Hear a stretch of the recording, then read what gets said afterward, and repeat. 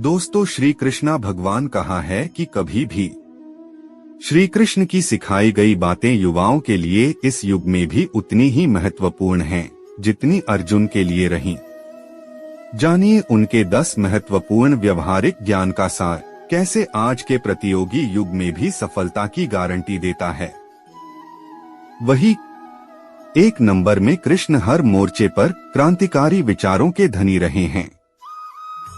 उनका सबसे बड़ा आकर्षण यह है कि वह किसी बंधी बंधाई लीक पर नहीं चले। मौके की जरूरत के हिसाब से उन्होंने अपनी भूमिका बदली और अर्जुन के सारथी तक बने। वही 2 नंबर में भगवान कृष्ण ने पांडवों का साथ हर मुश्किल वक्त में देकर यह साबित कर दिया था कि दोस्त वही अच्छे होते हैं जो कठिन से कठिन परिस्थिति में आपका साथ देते हैं। दोस्ती में शर्तों के लिए कोई जगह नहीं है, इसलिए आपको भी ऐसे ही दोस्त अपने आसपास रखने चाहिए जो हर मुश्किल परिस्थिति में आपका संबल बने। वही 3 नंबर में महाभारत के सबसे बड़े योद्धा अर्जुन ने न केवल अपने गुरु से सीख लिया बल्कि वह अपने अनुभवों से हमेशा कुछ न कुछ सीखते रहे। यह सीख हर स्टूडेंट के लिए जरूरी है। स्टूडेंट को शिक्षक के अलावा अपनी गलतियों और असफलताओं से भी हमेशा सीखना चाहिए। वही 4 नंबर में अगर पांडवों के पास भगवान कृष्ण की मास्टर स्ट्रेटजी ना होती तो शायद ही पांडव युद्ध में जीत पाते। इसलिए किसी भी प्रतियोगी परीक्षा की तैयारी करने के लिए स्ट्रेटजी बनाना आवश्यक है। 5 डोंट वरी बी हैप्पी। इस फंडे को कृष्णा ने गीता में सिखाया है।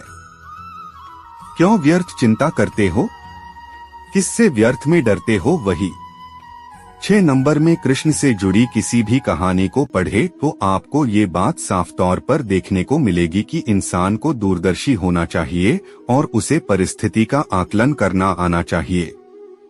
वही 7 नंबर में कृष्ण हमें यह भी सिखाते हैं कि मुसीबत के समय या सफलता न मिलने पर हिम्मत नहीं हारनी चाहिए। इसकी बजाय हार की वजहों को जानकर आगे बढ़ना चाहिए।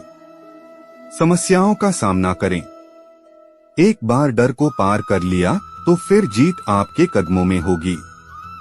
8 मैनेजमेंट के सबसे बड़े गुरु हैं भगवान कृष्ण। उन्होंने अनुशासन में जीने, व्यर्थ चिंता न करने और भविष्य की बजाय वर्तमान पर ध्यान केंद्रित करने का मंत्र दिया।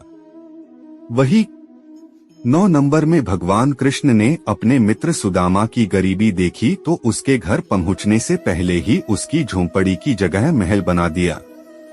इसलिए कहते हैं कि दोस्ती कृष्ण से करनी सीखनी चाहिए और रिश्तों में कभी ओहदे को बीच में नहीं लाना चाहिए।